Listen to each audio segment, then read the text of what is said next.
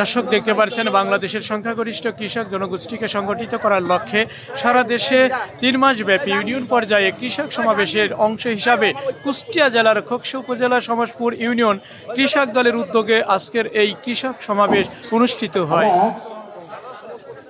খোকসা উপজেলা কৃষক দলের আহ্বায়ক রফিক মণ্ডলের নেতৃত্বে আমরা দেখেছি খোকসা সমসপুর রেল স্টেশন চত্বরে এখানে আজকের এই সমসপুর ইউনিয়নের যে সকল প্রান্তিক কৃষকরা রয়েছেন তাদেরকে নিয়ে কিন্তু আজকের এই কৃষক সমাবেশ অনুষ্ঠিত হচ্ছে।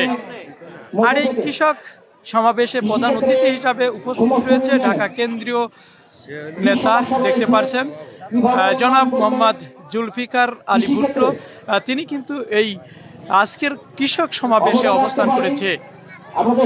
এছাড়া উপস্থিত রয়েছে বাংলাদেশ জাতীয়তাবাদী দল বিএনপির যে সকল কৃষক দলের নেতাকর্মী রয়েছেন তারা কিন্তু উপস্থিত রয়েছে। বিস্তারিত সরাসরি খোকসা সমসপুর রেল স্টেশন চত্বর থেকে আমি আপনাদের একটু দেখানোর জন্য চেষ্টা করছি। অনেক সমস্যা আছে, যেমন আপনারা অভিযোগ দিয়েছেন সারের সমস্যা, অভিযোগ দিয়েছেন কৃষি অফিস থেকে প্রণোদনা দেওয়া হয়, সেই প্রণোদনাটা আপনারা সঠিকভাবে পান না, ভালো বীজ পান না। আপনাদের থেকে কি সমস্যা নেই?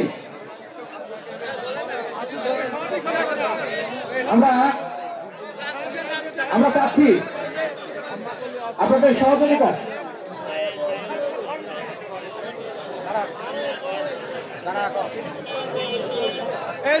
দর্শক দেখতে পাচ্ছেন কৃষক সমাবেশ অনুষ্ঠিত হচ্ছে খোকসা সমসপুর রেল স্টেশন চত্বরে।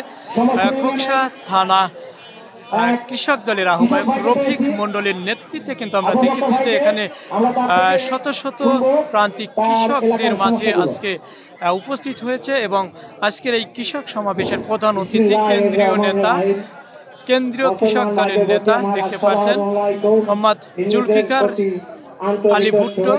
তিনি কিন্তু আজকের এই কৃষক সমাবেশে প্রধান অতিথি হিসাবে উপস্থিত রয়েছেন।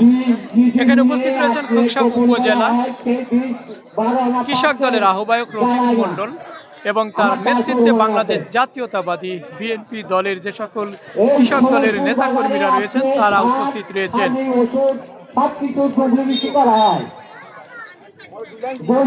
তিন নম্বরে আপনার কৃষক যে অবস্থা, আপনার ধানের বীজ, গমের বীজ অথবা সার, কেউই আমার মনে হয় হাতটা উঠতে পারেন তো কোনো ব্যক্তি পাইছেন নাকি চাষিরা?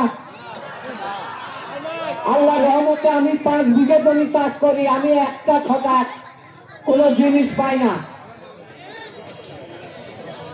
কৃষি অফিসার বলে যে যেসব আপনার নিচা গজা আছে তাদের বীজ ছাড়া হাতেও দেওয়া হয় না। আমি কি মিথ্যা কথা বলছি? এইটাই আছে যে আমার হাতের কাছে।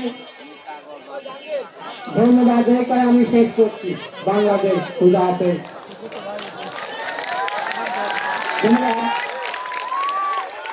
আবু বকর ভাইকে আমরা এই বিষয়টা আমরা সমস্যার সমাধান করার চেষ্টা করব। আমরা আরো চাচ্ছি আপনাদের থেকে কৃষক ভাইরা আপনাদের এলাকার সমস্যাগুলো তুলে ধরেন।